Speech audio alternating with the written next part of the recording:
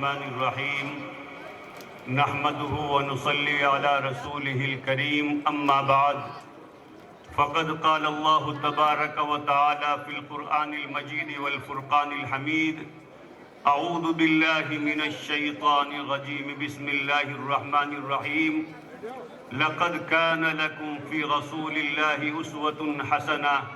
صدق اللہ العظیم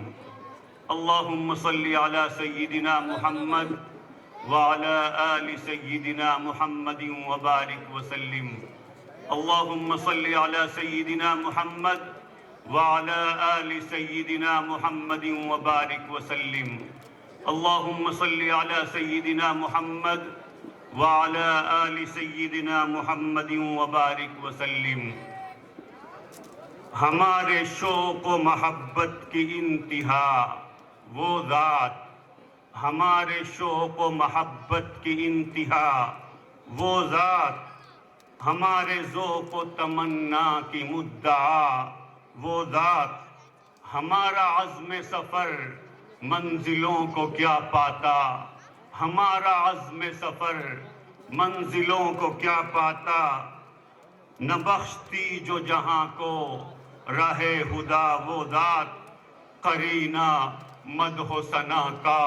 کہاں سے لائے ہم، قرینہ مدح و ثنا کا کہاں سے لائے ہم، ثنا گزار ہو جس ذات کا خدا وہ ذات، دلوں کی اجڑی زمینوں میں پھر بہار آئی، دلوں کی اجڑی زمینوں میں پھر بہار آئی، ہے موسموں کے تناظر میں گل ادا وہ ذات، ہو فلسفہ کے ادائے سخنوری کا خیال، فروغ پائے گا جب ہوگی رہنما وہ ذات، کریں گے یاد زمانے کے اہل دانش بھی، کریں گے یاد زمانے کے اہل دانش بھی، کہ ظلمتوں میں بنی ہے سحر کشا وہ ذات۔ اسٹیج پر تشریف فرما موقر علماء کرام، خاص طور سے اس جلسے کی صدارت فرما رہے حضرت مولانا شبیر صاحب دامت برکاتہم، اور اس اجلاس اور اس ادارے کے روح رواں حضرت مولانا خالد صاحب دامت برکاتہم، اور دیگر موقر علماء کرام، آج کے اس مبارک اجلاس کے اندر الحمدللہ بہت سارے علماء نے خطاب کیا، اور میں کچھ اور مضمون ذہن میں لے کر کے آیا تھا، لیکن وقت بہت مختصر ہے، تو مفتی صاحب نے جس بات کو شروع فرمایا، میں اسی بات کے اندر دو چار باتوں کا مزید اضافہ کرنا چاہتا ہوں۔ میرے محترم بھائیوں، دنیا کے اندر بڑے بڑے لوگ آئے، دنیا کے اندر آئنسٹائن جیسا سائنٹسٹ بھی پیدا ہوا کہ جس نے دنیا کے سامنے تھیوری آف ریلیٹیوٹی پیش کی، جس کی وجہ سے انسان کا چاند کے اوپر جانا آسان ہو گیا۔ دنیا کے اندر سکندر جیسا فاتح اعظم بھی گزرا کہ جس نے آدھے سے زیادہ دنیا کو فتح کر لیا۔ دنیا کے اندر ارسطو جیسا حکیم بھی آیا، لیکن جب کوئی کتنا بھی بڑا دنیا کے اندر انسان گزرا ہو، جب وہ دنیا سے گیا تو سب لوگوں نے یہی کہا کہ اگر یہ دنیا میں کچھ دن اور زندہ رہتا تو مزید کارہائے نمایاں انجام دیتا۔ دنیا کے اندر صرف ایک شخصیت ایسی گزری ہے کہ جس نے اپنے جانے سے پہلے حجۃ الوداع کے موقع پر 1,24,000 کم و بیش صحابہ کے سامنے اعلان فرمایا کہ اللہ تبارک و تعالیٰ نے جو مشن دے کر کے، جو ذمہ داری دے کر کے مجھ کو دنیا میں بھیجا تھا، میں نے اس کو مکمل کر دیا۔ تمام صحابہ نے یک زبان ہو کر کے عرض کیا کہ نہ صرف یہ کہ آپ نے مکمل کیا، بلکہ مکمل کرنے کا حق بھی ادا کر دیا۔ اس پر نبی کریم صلی اللہ علیہ وسلم نے آسمان کی جانب نگاہ اٹھا کر کے ارشاد فرمایا، اللہم اشہد اللہم اشہد، کہ اللہ تو گواہ ہے جس فریضے کے لیے آپ نے مجھے دنیا کے اندر بھیجا تھا میں نے اس کو مکمل کر دیا۔ میرے محترم بھائیوں، میں نے جو آیت پڑھی اس میں اللہ تبارک و تعالی ارشاد فرماتے ہیں کہ اے مسلمانوں، تمہارے لیے نبی کریم صلی اللہ علیہ وسلم کی زندگی رول ماڈل ہے، آئیڈیل ہے، نمونہ ہے۔ ایک مسلمان کی، چاہے وہ عالم ہو، چاہے وہ حافظ ہو، چاہے وہ عام انسان ہو،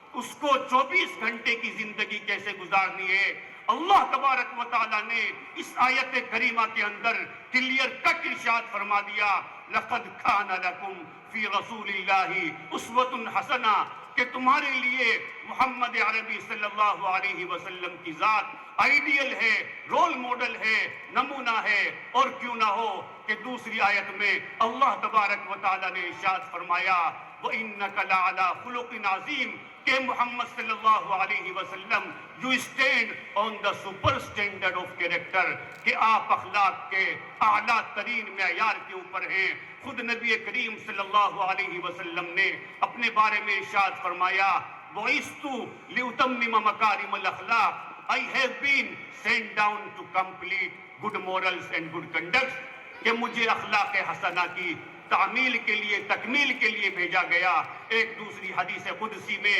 نبی کریم صلی اللہ علیہ وسلم نے ارشاد فرمایا ادبنی ربی فاحسن تعدیبی، کہ میری تربیت اللہ تبارک و تعالیٰ نے فرمائی اور بہترین تربیت فرمائی۔ میرے محترم بھائیوں، آپ اندازہ کریں کہ جس کا مربی خود اللہ تبارک و تعالیٰ ہو، پھر اس کی ذات کے کیا کہنے، اس کے اوصاف کے کیا کہنے، اس کے کمالات کے کیا کہنے۔ چنانچہ شاعر کہتا ہے جہاں کے سارے کمالات ایک تجھ میں ہیں، جہاں کے سارے کمالات ایک تجھ میں ہیں، تیرے کمال کسی میں نہیں مگر دو چار۔ میرے محترم بھائیوں، اللہ تبارک و تعالیٰ نے ہمیں اتباع کرنے کے لیے، ہمیں اس شخصیت کے پیچھا کرنے کے لیے، اس کے پیچھے چلنے کے لیے ارشاد فرمایا ہے کہ جس کی عظمت کی گواہی صرف اللہ تبارک و تعالیٰ نے قرآن کریم کے اندر نہیں دی، جس کی عظمت کی گواہی صرف احادیث میں بیان نہیں فرمائی گئی، جس کی عظمت کے قصیدے صرف مسلمانوں نے نہیں پڑھے، بلکہ دنیا کے اندر جتنے بھی لوگ آئے، چاہے وہ مسلمان ہوں چاہے غیر مسلم ہوں، اگر انہوں نے تعصب کا چشمہ اتار کر نبی کریم صلی اللہ علیہ وسلم کی سیرت کو پڑھا تو وہ یہ بات ماننے پر مجبور ہوئے کہ محمد عربی جیسی شخصیت دنیا کے اندر نہیں آئی۔ وقت بہت کم ہے اور ایسا ہی ہوتا ہے عموماً ہمارے جلسوں میں کہ جو وقت دیا جاتا ہے اس سے وقت زیادہ ہو جاتا ہے ہمیشہ، اور یہ مس مینجمنٹ کی وجہ سے ہوتا ہے کہ شروع میں جس آدمی کو جتنا وقت دیا جاتا ہے شروع سے اس بات کی پابندی نہیں کی جاتی کہ وہ شروع سے ہی جس نے قرات کی ہے، جس نے نعت پڑھی ہے، اس کے بعد جس کا نمبر تھا، اگر شروع سے ہی جو وقت آپ نے دیا ہے، ٹائم ٹیبل آپ نے سیٹ کیا، بہت اچھا ہے، لیکن اس کے مطابق آپ عمل کریے، اصل کام عمل کرنا ہے، تو وقت پہلے ہی زیادہ ہو گیا۔ میں 2-3 مثالیں آپ کے سامنے دوں گا۔ مائیکل ہارٹ ایک بہت بڑا مصنف گزرا ہے عیسائی، اس نے ایک کتاب لکھی The 100 A Ranking of the Most 100 Influential Persons in the History۔ تو اس نے اپنے اعتبار سے حضرت آدم علیہ السلام سے لے کر کے اپنے زمانے تک کے 100 شخصیات کا تذکرہ کیا ہے کہ میرے اعتبار سے دنیا کے اندر سب سے زیادہ جن شخصیات نے اثر چھوڑا وہ اس کتاب کے اندر میں نے تذکرہ کیا ہے۔ کمال کی بات یہ ہے کہ مائیکل ہارٹ نے اس کتاب کے اندر کلاسیفیکیشن کیا ہے، کیٹیگرائزیشن کیا ہے، قسم بندی کی ہے، درجہ بندی کی ہے، یعنی اگر کوئی آدمی مائیکل ہارٹ کے اعتبار سے 10ویں نمبر پر تھا تو مائیکل ہارٹ نے اس کو 9ویں نمبر پر نہیں رکھا، اگر کوئی 2ویں نمبر پر تھا مائیکل ہارٹ نے اس کو پہلے نمبر پر نہیں رکھا۔ حیرت کی بات یہ ہے کہ مائیکل ہارٹ نے عیسائی ہونے کے باوجود نبی کریم صلی اللہ علیہ وسلم کو پہلے درجے پر رکھا، فرسٹ رینکنگ دیا، اور اس نے اس کو لکھا کہ my choice of Muhammad to lead the list of the 100, a ranking of the most 100 influential persons, may surprise some readers and may be questioned by others, but he was the only man in the history who was supremely successful on both religious and secular level. اس نے لکھا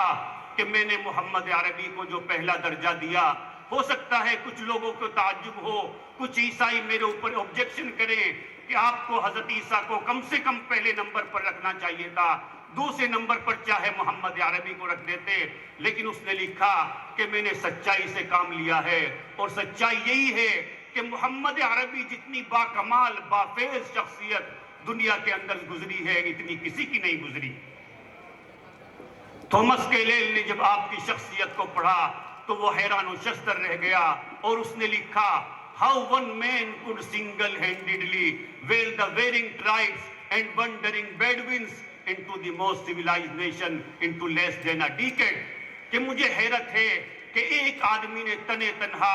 دنیا کی سب سے زیادہ غیر مہذب، دنیا کی سب سے زیادہ جاہل قوم کو دنیا کی سب سے زیادہ مہذب اور طاقتور قوم کے اندر کیسے بدل دیا۔ ہم سب جانتے ہیں کہ محمد عربی صلی اللہ علیہ وسلم کے دنیا میں آنے سے پہلے عربوں کا کیا حال تھا۔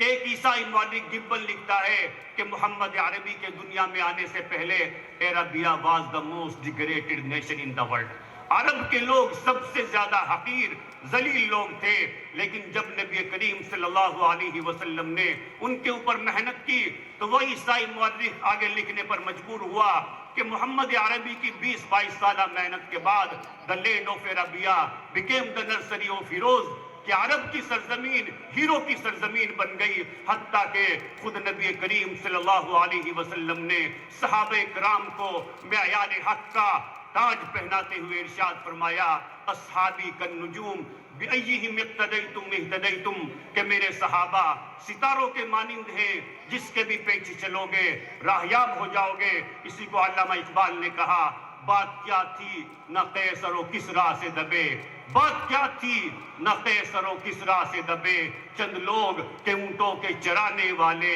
وہ جن کو کافور پہ ہوتا تھا نمک کا دھوکا، بن گئے دنیا کی تقدیر بنانے والے۔ جارج برنارڈ شاہ نے جب آپ کی شخصیت کو پڑھا تو اس نے لکھا کہ by far he was the most remarkable person that ever set foot on earth، کہ دنیا میں جتنے بھی لوگ آئے محمد جیسی شخصیت نہیں آئی۔ اسی کو شاعر نے کہا صورت تیری معیار کمالات بنا کر، صورت تیری معیار کمالات بنا کر، دانستہ مصور نے قلم توڑ دیا ہے۔ میرے محترم بھائیوں، جب اللہ تبارک و تعالیٰ نے ہمیں ایسی عظیم شخصیت دی ہے تو اس کے اللہ تبارک و تعالیٰ نے کچھ بنیادی حقوق بتائے ہیں جو صرف 4 ہیں۔ میں ان 4 حقوق کو مختصراً بیان کر کے اپنی بات کو مکمل کروں گا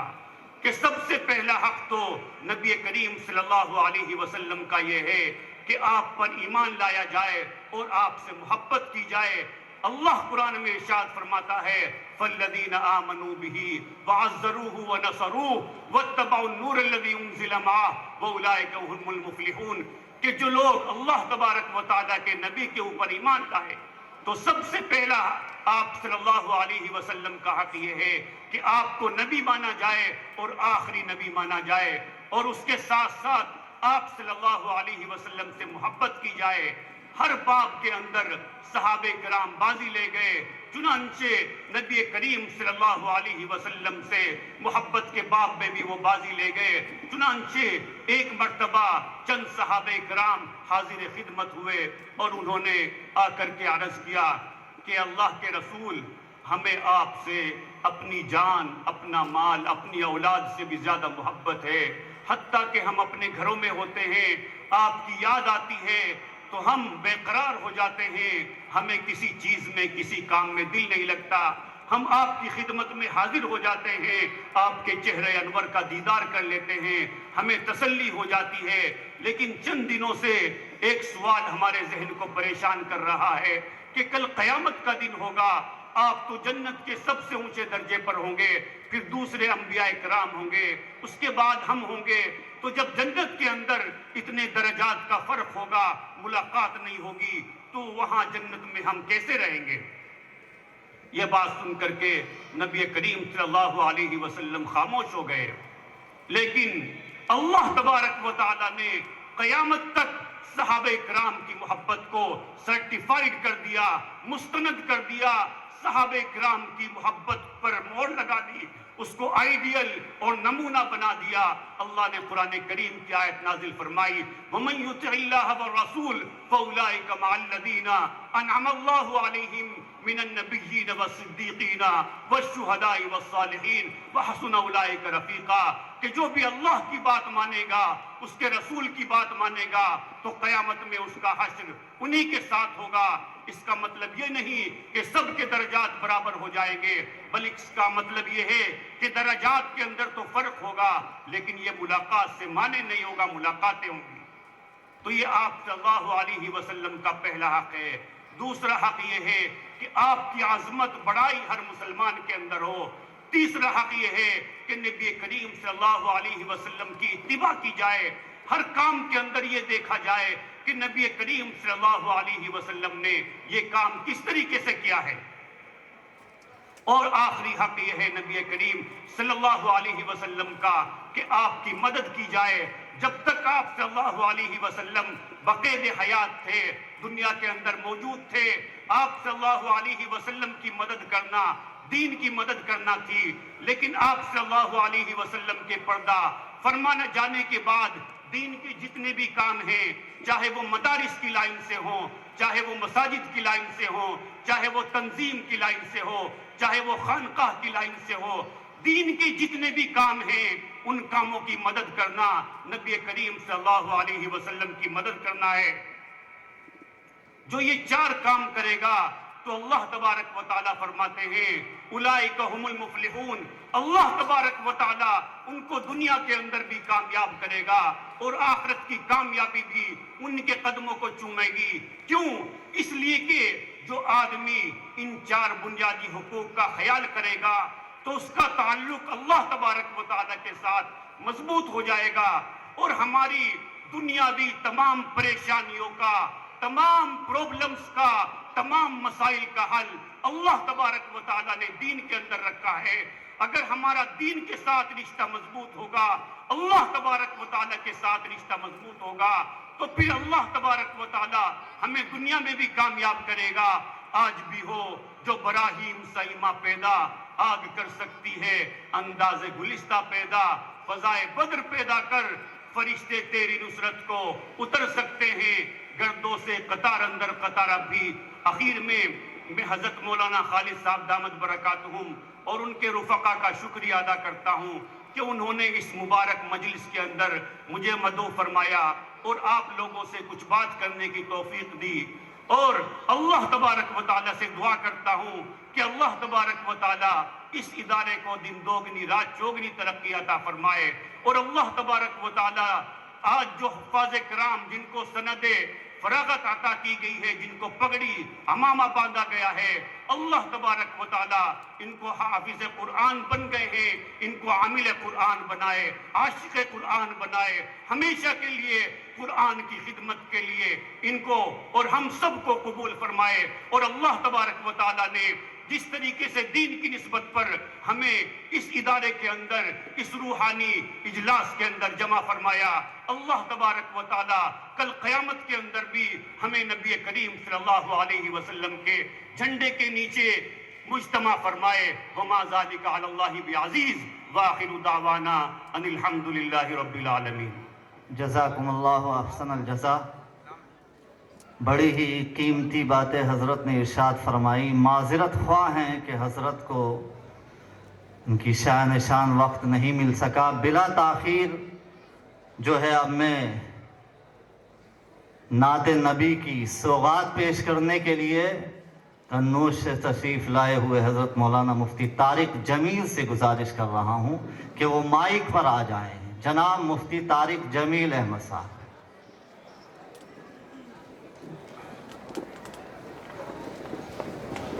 بس بہت جلدی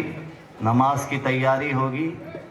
آپ لوگ اگلی نشستوں پر بیٹھ جائیں۔ بہت صبر کیا ہے آپ نے، یہ انشاءاللہ باعث اجر و ثواب ہوگا۔